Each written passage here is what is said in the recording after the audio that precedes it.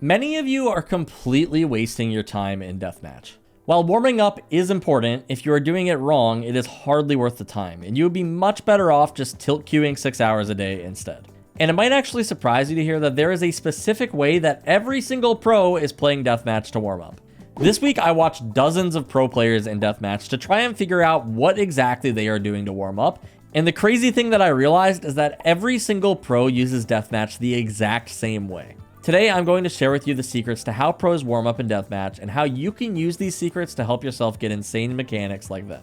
Now, if you're brand new to the game, this is something that could really skyrocket your progress. But if you really want to jumpstart your success, I wanted to introduce you to the 2 brand new courses that we just published over on SkillCapped. These courses are designed to walk you through everything that you need to know about climbing stupidly fast in Valorant.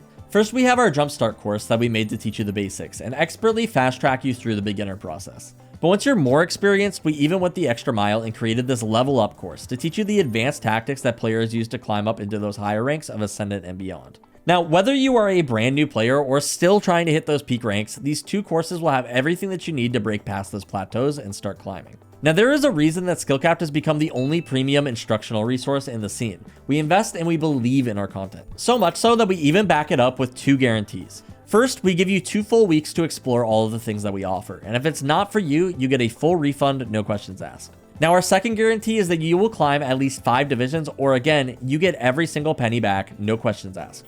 You've got everything to gain and literally nothing to lose. Get started by using that discount link in the description below. And anyway, let's get back into the video.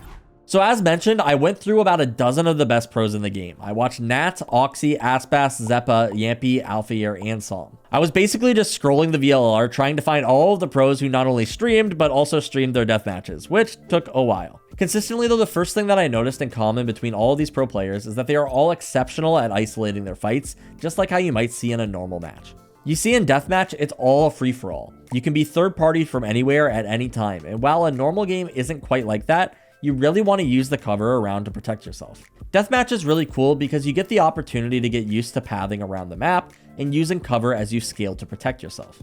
For example, take a look at this clip from Alphair and how he moves around right here. Notice how he's hugging the walls around himself and using them as cover from heaven or short or showers. This is a really good habit to build up in Deathmatch because it teaches you how you should path in real matches frequently as well.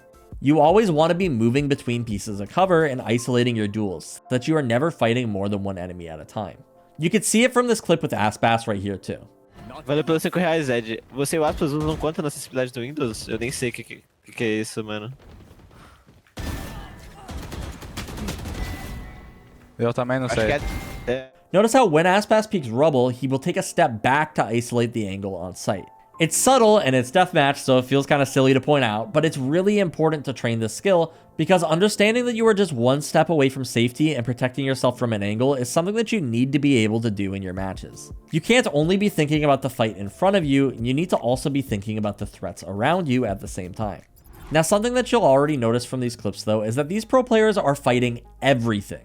And when I say everything, I mean everything. Some places of the map, you simply just can't cover yourself from every angle, but this doesn't stop these top players from fighting like this. These pro players aren't trying to win the deathmatch. They couldn't care less about it. Now, they will end up winning them a lot of the time anyway, but what they're doing is they are looking for fights. It is a warm-up, and you've got to take fights to warm up. They're still practicing isolating fights, but they're not doing it at the expense of finding less fights. They're not just sitting in one spot waiting for people to come to them. They are going to run through the map and take every single fight that they can take. I think a good example of this is Yampy right here on Split. He spawns in market and then he runs through B main. From B main, he goes into site to fight Omen on rafters. Now notice how he positions as he exits B main. He immediately moves into this cubby near the left wall, using the stair-shaped boxes to his right to isolate B main while he fights spawn. Then, after seeing nobody spawn, he turns back towards B main and moves closer to the pillar to isolate site while he fights main again. Now, generally, the closer you are to a piece of cover, the more it is going to protect you. Now, after seeing nobody B main or spawn, he moves along the right side of the pillar, once again, using this to isolate both site and B main as he scales towards hell. This lets him take a fight on ISO while he's completely protected from both sides. Then, after dealing with ISO, he looks spawn one more time, immediately turning back towards main after not seeing anyone, while scaling backwards to try and get towards cover and protect himself from spawn again. Now, he's covered a pretty large distance so far in this clip, but notice how every movement is him dodging in between pieces of cover. Now, after looking around for a bit, I'm not even sure where all the enemies are, to be honest. Yampy is probably wondering the same thing. So he takes the zipline up into heaven and is now running towards mid. It is way more efficient for him to just keep moving and looking for fights than it is for him to just sit here on B site and wait for people to come to him. During this life alone, Yampy covered an insane amount of distance. These players will just take every single gunfight that they can get in Deathmatch. They are not hiding or overcomplicating it. That is the secret Deathmatch warm-up that every pro does. You think it would be something really special, but it's really not, which poses another question. Just because the pros do it, does this make it the best way for you to warm up? Well, there are some other takeaways that you maybe have noticed that we think are really good for players like you to practice. For example, something that sticks out like a sore thumb in these matches is that every single one of these pros highly emphasizes their movement in Deathmatch. Of all the players that I watched, every single one of them was a highly mobile target during their duels. They never sprayed. Most of what they did was tap firing or bursting and practicing their strafes between every shot. All of these pros are highly mobile. For example, take a look at Oxy. In these matches, he is pretty specifically only firing off one bullet at a time. And he'll do this pretty rapidly still, but he's focusing on precision. He's not just spraying or shooting instantly when he sees the target. He wants to make sure that his first shot accuracy is really good and that his shots are going straight. It's really easy to get sloppy with your strafes and shoot faster than you're able. People see players like Aspas who will be able to shoot insanely fast while still being accurate. But then they try to replicate it themselves and don't even realize that they just can't keep up mechanically. When warming up, it is better to focus on increasing your pace slowly. A good practice to see where you're at is actually going into the range and practicing on the wall. Simply strafe back and forth and see how accurate you can be while moving. I think you'll find that it's not as fast as you think. You can even do this with spawn medium bots on and just try to keep up. Chances are you can't right now, which is totally fine. Once you get used to this pace though, take it into Deathmatch and try to keep in line with what you were comfortable with. I know we all want to play like Aspas, but you have to build up to it. There is one other thing worth mentioning though. Of all the players that I watched, most of them warmed up with the Vandal. However, there were two players who used the Phantom, and there were specific distinctions between their playstyles that I noticed. The first one was Zeppa, who was the only exception to this movement rule. Zeppa just crouch sprayed everybody.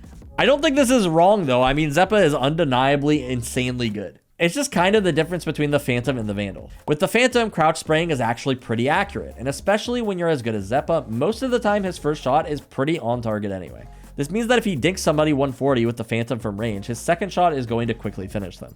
Now, this is pretty much the important distinction between the Phantom and the Vandal here. The Vandal can guaranteed one-hit your opponent, so you can get away with these tap fires that Oxy showcases. But when you're running the Phantom, you need to change your playstyle a little bit, because obviously you don't want to end up just 140ing your opponent. You'll see there was a deathmatch where Yampy ran with the Phantom as well, and you can actually notice how he is consistently firing off 2 shots in each burst.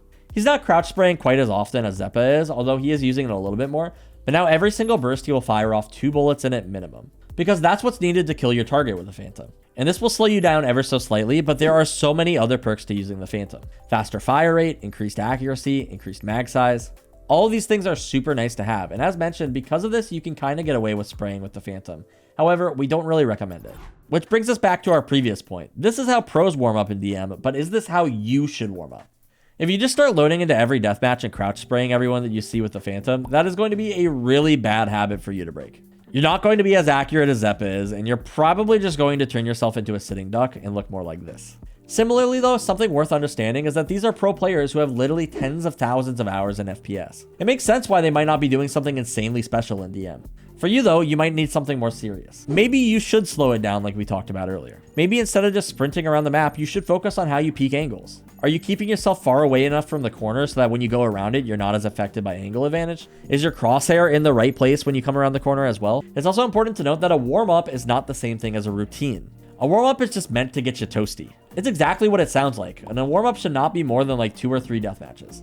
None of these pro players did an hour of deathmatch before playing, and many of them didn't do any deathmatch at all. They just hopped straight into a game. You'll also notice that we didn't even mention team deathmatch, which we believe to be a really great warm-up tool due to the ability to keep all of your fights in front of yourself. It was kind of tough to find a pro using this though, if we had to guess, mostly due to the freedom of being able to drop in and out of a game whenever they want. And then when it comes to pros, other ones like Psalm, I think were just trolling during their deathmatch anyway. Once again, making it clear though, that just because they don't do deathmatch or don't play team deathmatch or troll when they do play deathmatch, doesn't mean that you shouldn't take it seriously.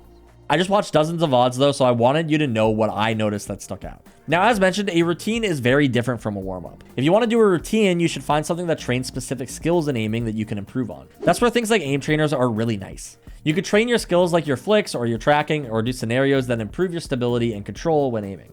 These are skills that can be difficult to train in things like Deathmatch or even a normal match. You know, your body has all those tiny muscles that wouldn't otherwise be used much, but you could do different workouts to hit them. And those muscles are still really important, and that's kind of what aim training is for. It'll make you a better aimer in the long run. Aim training is also great because it lets you focus on things like your mouse grip and your mechanics without having to overstimulate yourself by forcing you to think about the game.